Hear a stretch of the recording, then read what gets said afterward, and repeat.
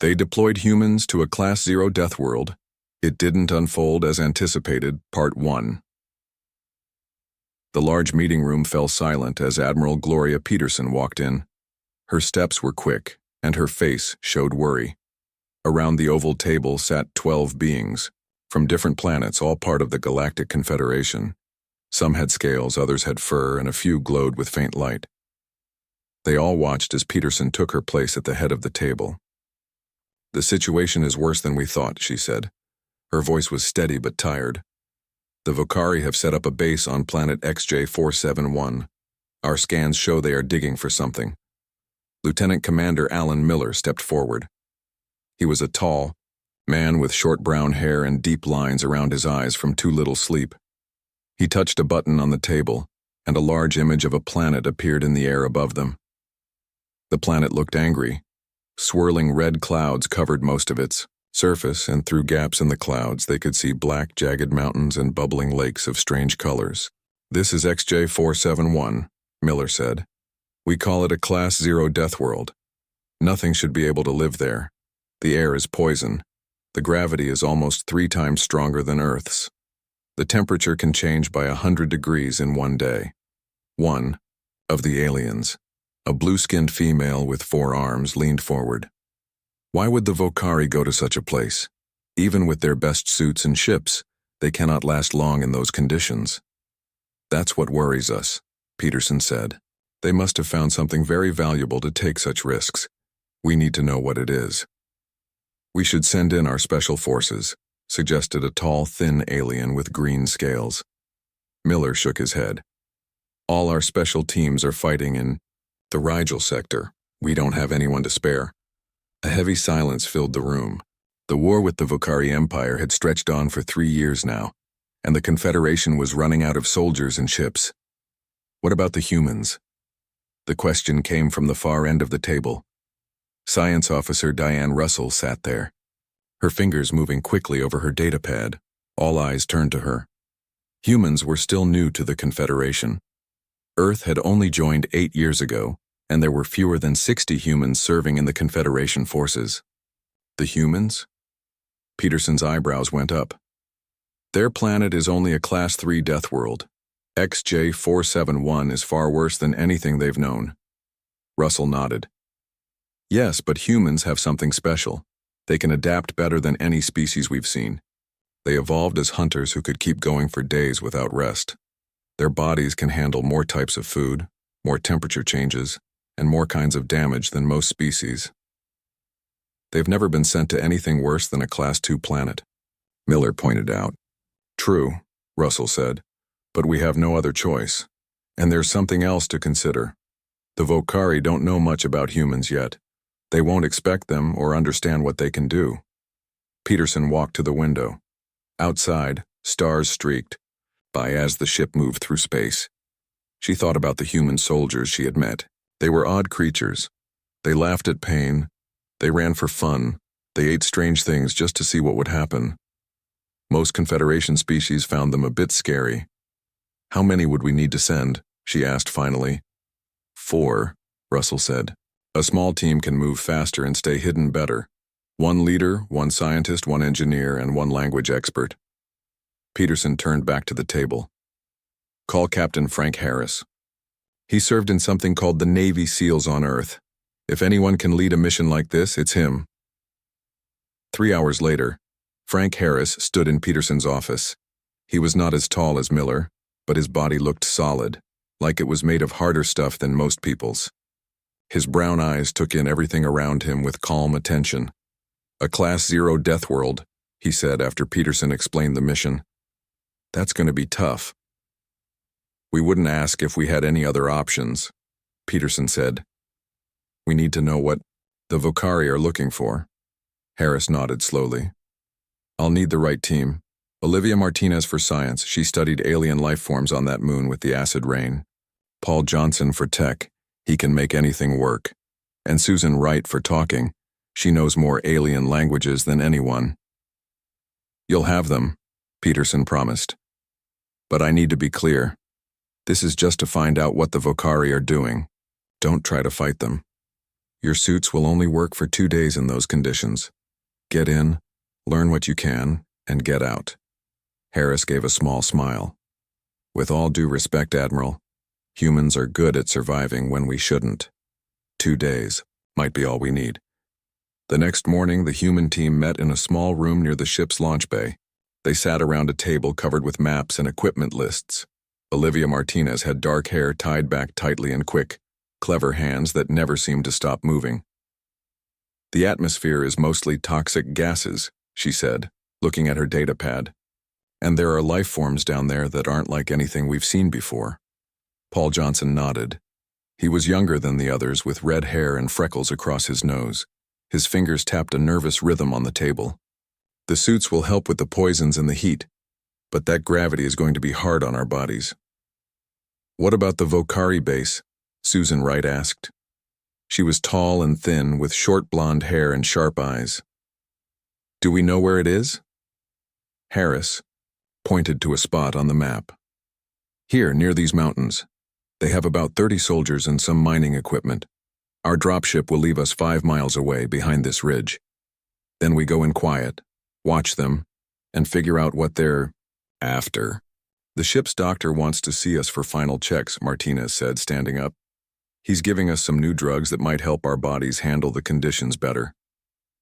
As they walked to the medical bay, Harris thought about Earth. It was considered a dangerous planet by most Confederation species. Too much oxygen in the air, they said. Too many big predators. Too much open water. Too many germs. But humans had not just lived on Earth. They had spread to every corner of it.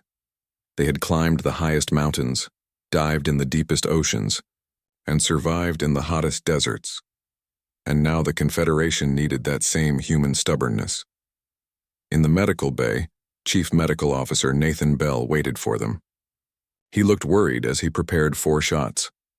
These will make your blood carry oxygen better, he explained. You'll need it in that gravity. But I have to be honest, we don't know exactly how humans will react to conditions this extreme. Harris rolled up his sleeve. Well, Doc, looks like we're about to find out.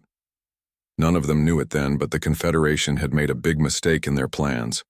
They had looked at the numbers, the heat, the poison, the gravity, and decided that humans couldn't survive for long.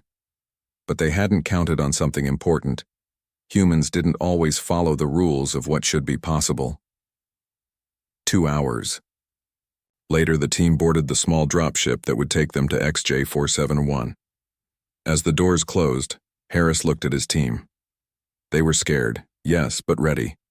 Humans had always been good at doing things they weren't supposed to be able to do. Remember, he said as the ship's engines started, no one expects us to last long down there. That's our advantage. Let's go see what this Deathworld is really like. The dropship lifted off the deck and headed for the launch bay doors. Behind it, Admiral Peterson watched with a mix of hope and worry. She had just sent 4 humans to a place where nothing should be able to live. She didn't know it yet, but things on planet XJ471 were about to unfold in ways no one had anticipated. They deployed humans to a Class 0 Deathworld. It didn't unfold as anticipated part. The dropship shook hard as it entered the atmosphere of XJ471. Inside, the 4 humans gripped their seats tightly. Red warning lights flashed as the ship's outer layer heated up.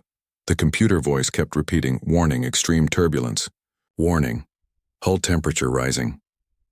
Frank Harris looked at his team. They wore special suits made of thick, dark material with clear face shields. Each suit had tubes running through it to keep them cool and tanks on the back to give them clean air. The suits were the best the Confederation could make, but they were still only meant to work for 2 days in the harsh conditions of XJ471. Remember, once we land, we'll feel almost 3 times heavier than normal, Harris said. Move slowly. Save your energy. Olivia Martinez nodded. She checked her science tools one last time. The air outside will burn your skin and lungs if your suit breaks. The smallest here could be deadly. The ship dropped lower, passing through thick red clouds. Paul Johnson worked quickly at the control panel. I'm not seeing any Vocari ships nearby. They haven't spotted us yet. With a hard bump, the dropship landed. The door hissed open, and hot red-tinted air rushed in. Even through their suits, they could feel the heat. "Ready?" Harris asked. When they all nodded, he stepped out first. The weight of the planet hit him like a truck. His legs shook, and his back ached immediately. Each step felt like walking with hundreds of pounds on his shoulders. Around them stretched a strange landscape. Sharp black rocks jutted from the ground like teeth. The sky was a swirling mix of red and orange. In the distance, they could see pools of yellow liquid that bubbled and sent up clouds of steam. "This is worse than expected," Susan Wright said, her breathing already heavy from the effort of moving. "According to my readings, it's currently 82 degrees Celsius out here," Martinez said. "That's almost hot enough to boil water." They moved slowly away from the ship, each step a struggle. Their drop point was behind a ridge of black rocks about 5 miles from where the Vocari had set up their base. At their current pace, Harris knew it would take them many hours to get there. "The ship will stay hidden here," he said. "If we're not back in 48 hours, it's programmed to return to the Confederation without us." They walked for 2 hours, covering less than a mile. The heat was intense, and the gravity made every movement exhausting. They stopped in the shadow of a large rock formation to rest. "Water check," Harris ordered. Each of them had a drinking tube in their helmets connected to water tanks in their suits. They needed to drink often to replace what they lost from sweating. Johnson looked at a small screen on his arm. "Suit power is good, but these conditions are draining our systems faster than expected. We might only get 40 hours instead of 48. As they rested, Martinez used her scanner to study the area. "I'm picking up some strange energy readings," she said, frowning at her device. "Not Vocari technology, something else." "Indigenous life forms?" Wright asked. "Maybe. The readings are coming from underground about half a mile ahead." Harris considered this information. Their mission was to observe the Vocari, not explore the planet. But anything unusual might help explain why the Vocari were here. "We'll check it out on our way," he decided. But carefully. They moved on, their pace even slower as the terrain became rougher. The rocks were sharp enough to cut through their boots if they weren't careful. Twice they had to go around wide pools of bubbling yellow liquid that Martinez said would dissolve their suits in seconds. As they approached the area with the strange energy readings, the ground began to vibrate slightly.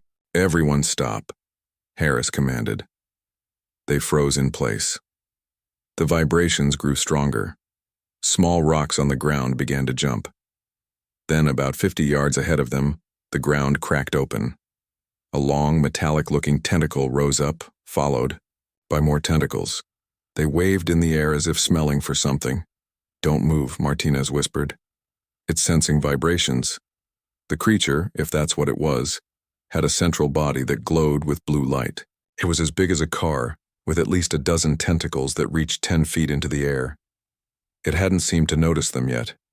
Then a sound came from their right, a high-pitched whine of energy weapons.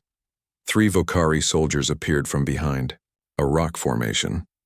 They looked like tall, thin insects walking on 2 legs with 4 arms and hard outer shells. They wore simpler environmental suits than the humans and carried long, thin weapons. The Vocari spotted the humans and raised their weapons. But before they could fire, the tentacled creature whipped around with surprising speed. Its tentacles shot out and wrapped around the 3 Vocari soldiers. Their weapons fired wildly into the air as the creature lifted them off the ground. "Run," Harris shouted. The humans turned and moved as fast as they could in the crushing gravity, heading for a nearby cave entrance. Behind them, they heard the Vocari screaming, a high-pitched sound that cut off suddenly. They reached the cave and stumbled, inside, their legs burning from the effort. The cave went deep into the rock, and they moved about 100 feet in before stopping to catch their breath. "What was that thing?" Wright asked, her voice shaking. "No idea," Martinez said. "But it went after the Vocari immediately. It almost seemed to ignore us." Harris peered back toward the cave entrance. "Those Vocari were probably a patrol. When they don't report back, more will come looking." Johnson had moved deeper into the cave, examining the walls with his light. "Hey, you need to see this," he called. The others joined him. The walls of the cave were covered with a strange, crystal-like substance that glowed with a faint blue light. As they watched, the crystals seemed to pulse almost like they were breathing. Martinez ran her scanner over them. These crystals are incredible. They're absorbing the toxic gases from the air and changing them. Changing them into what? Harris asked. Martinez looked up, her eyes wide behind her face shield. Into breathable air. The air near these crystals is almost like Earth air. That must be what the Vocari are mining, Johnson said. These crystals could make toxic planets habitable. Wright touched one of the crystals carefully. They feel warm, and look how they're pulsing, almost like they're alive. Harris studied the cave. It went deeper into the mountain, and the crystal coverage seemed to increase the further it went. We need to follow this cave, see where it leads. But first, let's check our suits. They examined each other's environmental suits for tears or damage. Harris found a small rip in Johnson's sleeve. This is bad. The toxic air will start getting in. Martinez looked thoughtful. Maybe not. She broke off a small piece of the crystal and ground it into a paste using tools from her pack. Try this, she said, spreading the paste over the tear in Johnson's suit. To their surprise, the crystal paste hardened immediately, sealing the tear better than their repair kit would have. How did you know to do that? Wright asked.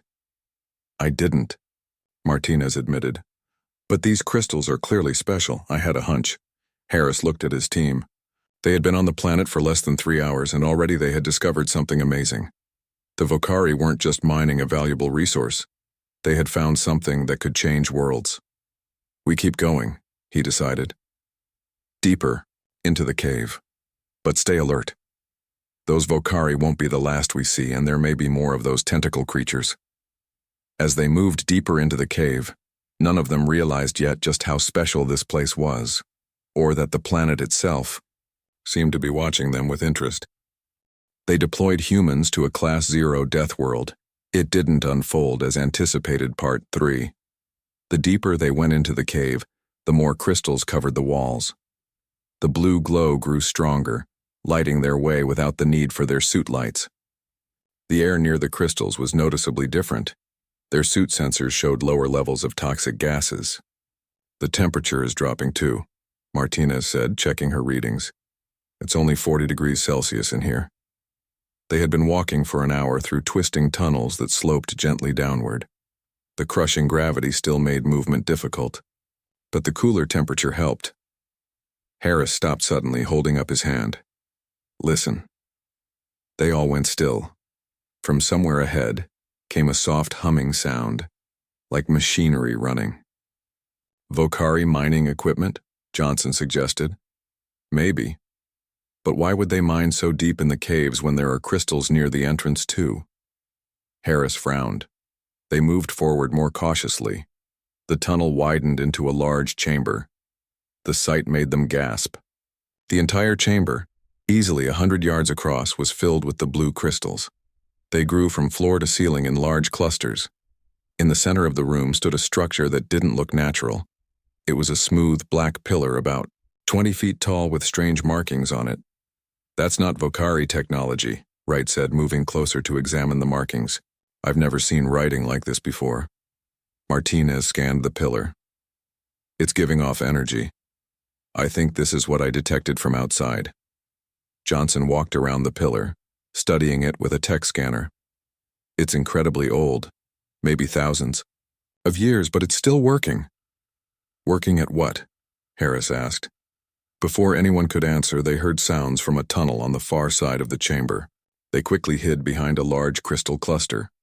6 Vocari came into the chamber. 5 carried weapons and wore simple protective suits. The 6th was different, taller, with markings on its hard outer shell, and wearing what looked like a more advanced suit. The marked Vocari approached the pillar and placed some kind of device next to it. The device projected a holographic display. They're trying to interface with it, Johnson whispered. Wright was watching intently. The tall one is a scientist or leader. The others are just guards. The Vocari leader made clicking and hissing sounds to the guards. Wright listened carefully. "I can only understand parts of it," she said softly. "Something about a key and ancient ones." The Vocari worked at the pillar for several minutes. Suddenly the pillar glowed brighter, and a section of the floor, near it, slid open. The Vocari made excited sounds and moved toward the opening. "We need to see what's down there," Harris decided. "How? They'll spot us if we follow," Martinez pointed out. Harris thought for a moment. "We wait until they go down, then follow at a distance. In these caves, sound travels. We'll hear them if they start coming back." They waited while all 6 Vocari descended through the opening in the floor. Once the aliens were out of sight, the humans moved quickly across the chamber. The opening led to a spiral ramp going down. They followed it, moving as quietly as possible in the heavy gravity. The ramp took them down at least 100 feet before opening into another chamber. This room was different. It was perfectly round and made of a smooth, dark metal. The walls were covered with the same strange markings they had seen on the pillar. In the center stood what looked like control panels arranged in a circle. The Vocari were at these panels, the leader pointing and giving orders. None of them had noticed the humans yet. Suddenly, one of the control panels lit up with a bright white light. A beam shot up from it to the ceiling, then spread out, filling the room with a field of tiny lights that looked like stars. "It's a map," Martinez whispered in awe. "A map of the galaxy." One section of the map glowed brighter than the rest. The Vocari leader made excited noises and pressed more controls. The map zoomed in on the bright section, showing a solar system with 7 planets. Wright listened carefully to the Vocari's communication. "They're saying something about weapons or power. It's hard to translate exactly." Harris studied the scene carefully. "This isn't just a mine. It's some kind of ancient library or database. The crystals might be just a bonus they found." One of the Vocari guards turned and spotted them. It made a loud alarming sound and raised its weapon. The other guards turned and did the same. "Run!" Harris shouted. They turned to flee, but 2 more Vocari had come down the ramp behind them, blocking their escape. Energy beams from Vocari weapons hit the wall near them, leaving scorch marks on the metal. They were trapped. Then something unexpected happened. The floor beneath the Vocari guards began to move. Metallic tentacles, similar to those of the creature they had seen outside but smaller, rose up and wrapped around the Vocari. The aliens screeched and fired their weapons wildly, but more tentacles emerged and restrained them. Strangely, the floor near the humans remained solid. "The floor is alive!" Johnson shouted. "No, not alive," Martinez said, watching in shock. "It's responding to something, a defense system." The Vocari leader pressed a button on its suit. A high-pitched sound filled the room. The tentacles recoiled, releasing the Vocari. The leader made sharp commands, and all the Vocari retreated quickly up the ramp. "They have some way to drive back the defenses," Harris said, "but they can't stay long." Once the Vocari were gone, the humans approached the control panels cautiously. The star map was still displayed above them. "Why didn't it attack us?" Wright wondered. Martinez looked thoughtful. "Maybe because we're different. The Vocari are insect-like. Maybe this system was designed to keep out certain types of life forms." Johnson studied the controls. "I think I can figure this out. These symbols look similar to some ancient mathematical systems I've studied." He carefully touched one of the panels. Instead of attacking him, the panel lit up with a soft blue glow. Words appeared above it, not in any language they knew, but somehow they could understand the meaning. "Welcome, suitable ones," Wright read aloud, though she didn't know how she could read it. "You have been found worthy to access the vault of knowledge." Harris looked at his team in amazement. "The planet isn't just a random death world, it's a protected vault, and for some reason it thinks we're allowed to be here."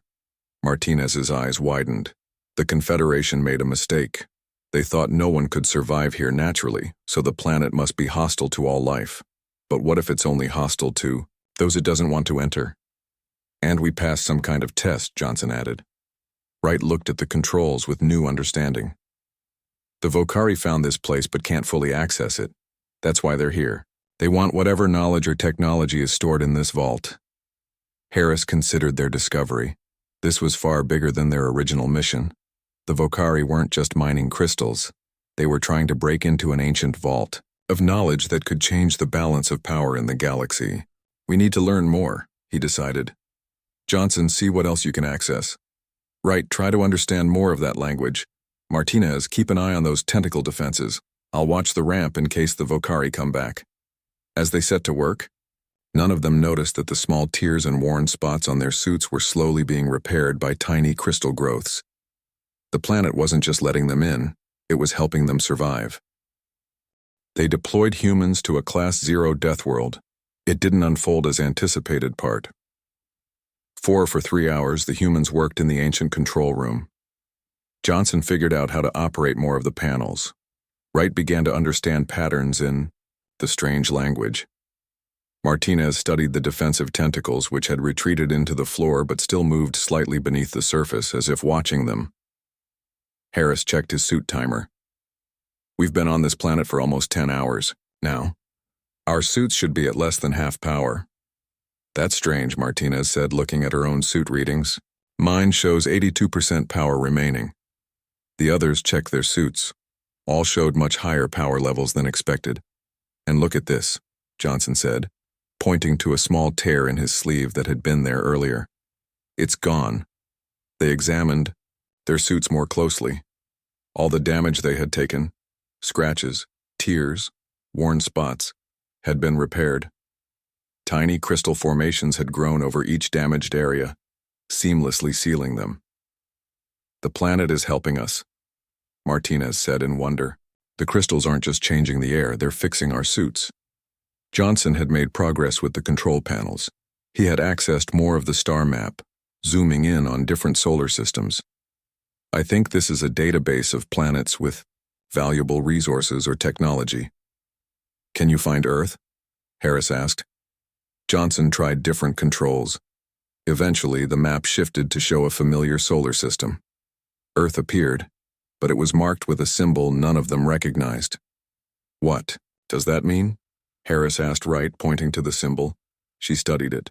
I'm not sure exactly, but from context in other displays, I think it means testing ground or development zone. Earth is a testing ground? For what? Martinez wondered. Before anyone could answer, an alarm sounded from Harris's pack. Motion? Sensors. Something's coming down the ramp. They moved quickly to hide behind some equipment. Moments later, a single Vokari entered the room. It wasn't one they had seen before. This one's shell had elaborate patterns and colors. It wore no protective suit at all, yet seemed to breathe the toxic air without trouble.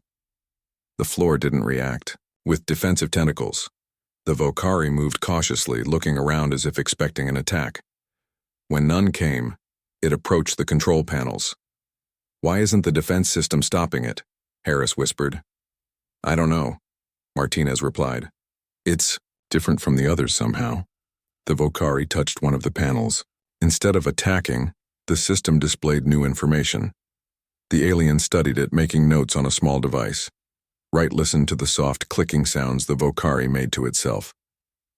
It's talking about finally understanding something, and the old mistake. The Vokari seemed to sense their presence. It turned and looked directly at their hiding place. Humans, it said in perfect English. You can come out, I am not here to harm you. They exchanged surprised looks. Slowly, Harris stood up, keeping his weapon ready. The others followed his lead. You speak our language, Harris said. I speak many languages, the Vokari replied. I am Sekvari, lead scientist of this expedition, and you are not what I expected to find here. We could say the same about you, Harris replied cautiously. Why aren't the defenses attacking you like the others? Sekvari made a gesture that might have been a shrug. Because I am not like the others. I have been changed by this place. Martinez stepped forward, curiosity overcoming caution. Changed how? The crystals, Sekvari explained. They don't just change the air. They change living things too if those living things are compatible. I have been here longer than the others.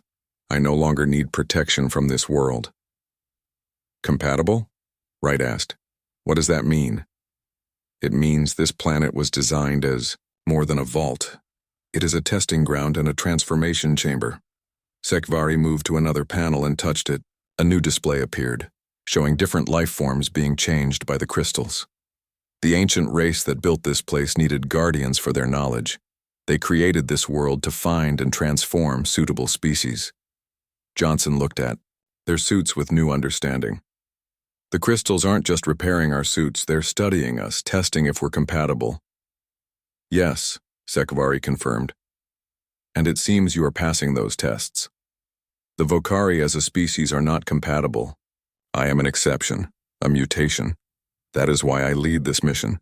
The others can only stay briefly before the defenses drive them away. Harris regarded the alien with suspicion. If that's true, why are you telling us this? We're supposed to be enemies. Sekvari made a soft clicking sound that might have been a laugh. Because enemies is not what we are meant to be.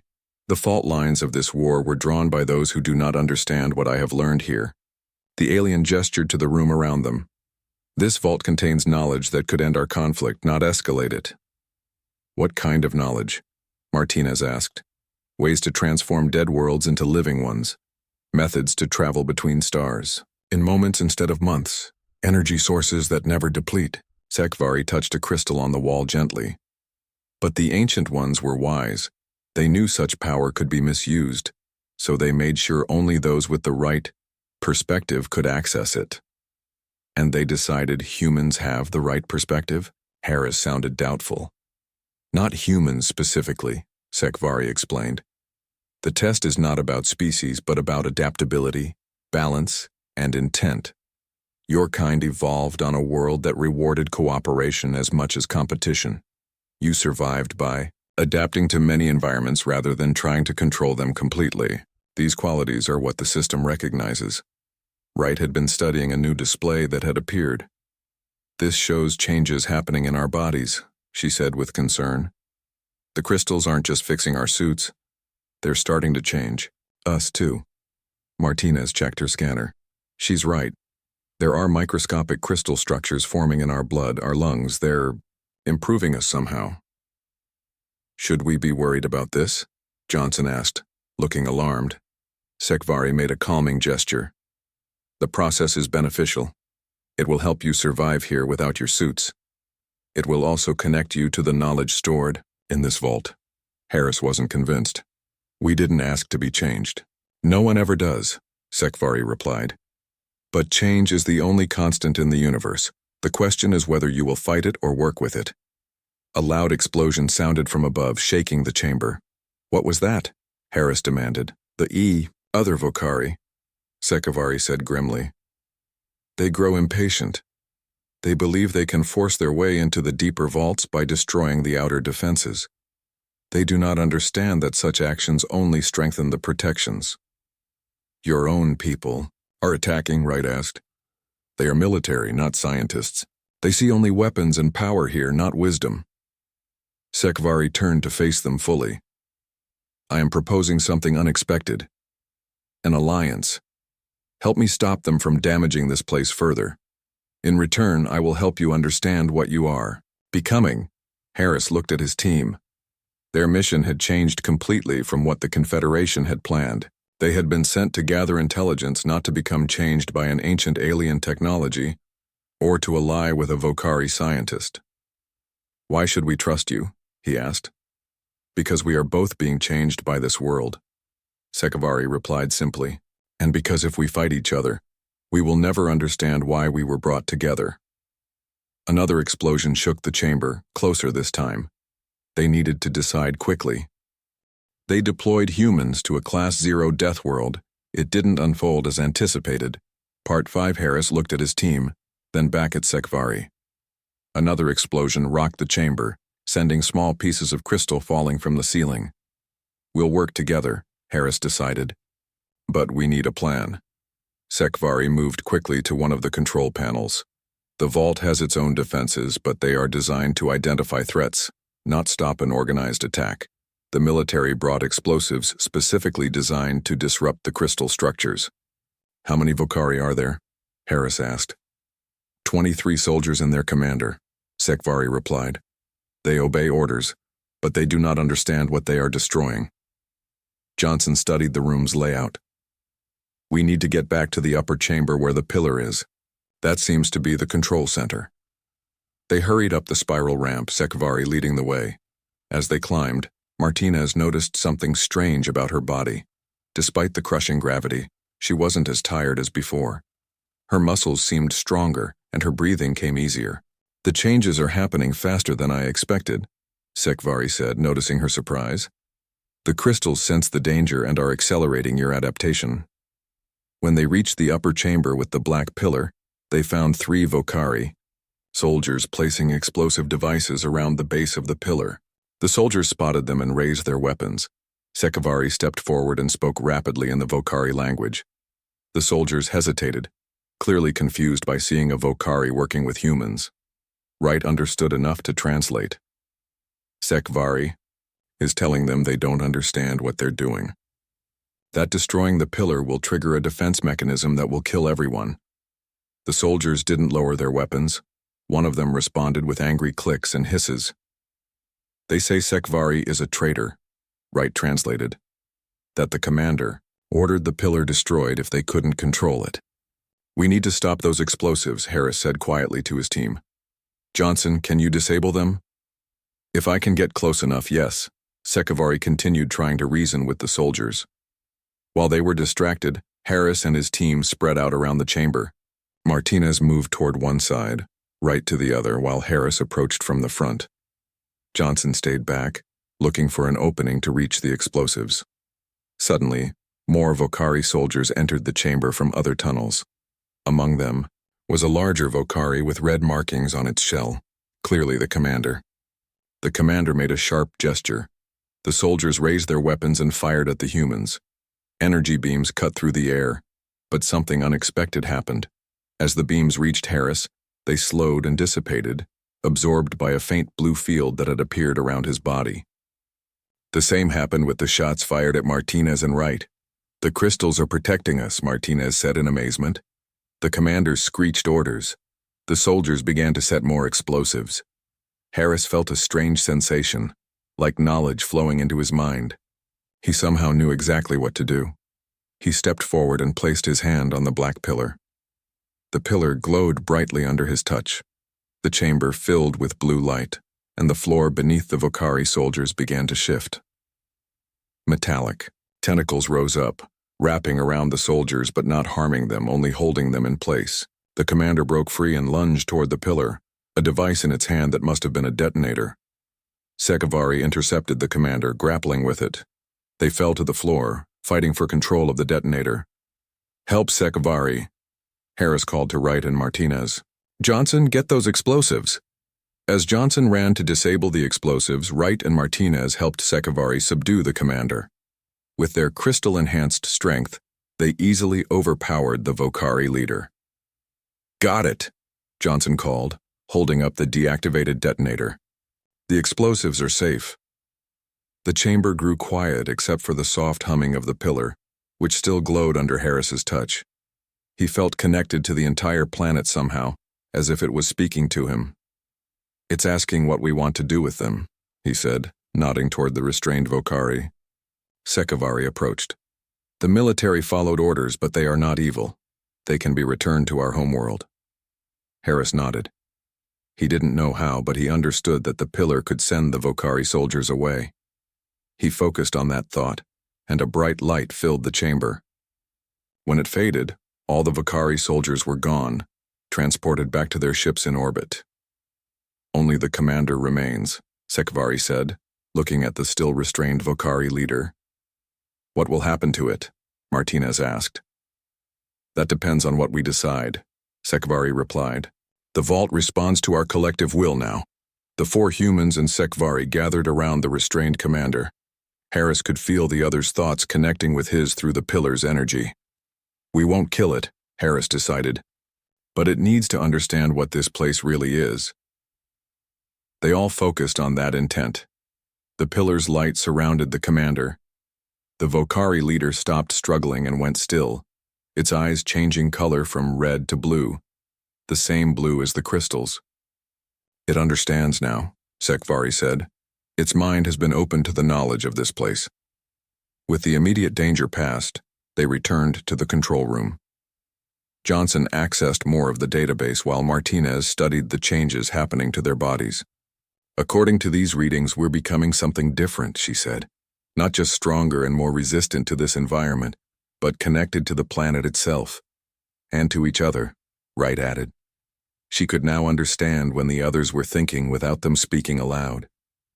What happens when we return to the Confederation? Harris wondered. Sekvari made a gesture that looked almost like a human shrug. That is for you to decide. But know that you carry within you now the beginning of something new. A bridge between species. Between worlds. Johnson looked up from the control panel. I found something. According to this database, Earth was seeded by the same ancient race that built this vault. Humans have genetic markers that make us compatible with their technology. So we were always meant to find this place? Martinez asked. Perhaps not specifically you, Sekvari said, but your species was given potential that others lack. Harris checked the time. Our dropship will leave in 8 hours. We need to decide what to tell the Confederation. They spent the next few hours learning more about the vault and the changes to their bodies. They found they could now breathe the planet's air without their suits. The crushing gravity felt normal. Even the extreme heat no longer bothered them. When it was time to leave, they gathered at the entrance to the cave system. The harsh red landscape of XJ471 no longer looked alien or threatening. It felt like a place they belonged. I'll stay here, Sekvari said. There is much more to learn, and I can help guide others who are found compatible. Harris nodded. We'll tell the Confederation the truth. This isn't a death world to be feared or exploited. It's a gateway to something bigger. They may not understand, Sekvari warned. They may see only the military potential. Then we'll help them understand, Martinez said firmly. That's why we were changed, to be bridges between the old way of thinking and the new. They said goodbye to Sekvari and walked across the surface of XJ471 without suits, breathing its air, feeling its gravity as normal. The tentacled creatures they had feared before now moved aside as they passed, recognizing them as part of the planet. As they boarded the dropship, Harris looked back at the landscape that had seemed so deadly when they arrived. He smiled at the irony of their mission name. Operation Deathworld, he said. But it wasn't death we found here. It was new life. The dropship rose into the red clouds. Soon they would face questions from Admiral Peterson and the Confederation Council. They would undergo tests and examinations by scientists who would marvel at their transformation. But that didn't worry them anymore. They carried within them something more powerful than weapons or technology: understanding. The understanding that different didn't mean enemy, that adaptation was better than control, and that the universe held wonders beyond what anyone had imagined. The Confederation had deployed humans to a Class 0 death world expecting reconnaissance, possibly casualties. Instead, they got the first ambassadors of a new kind of peace.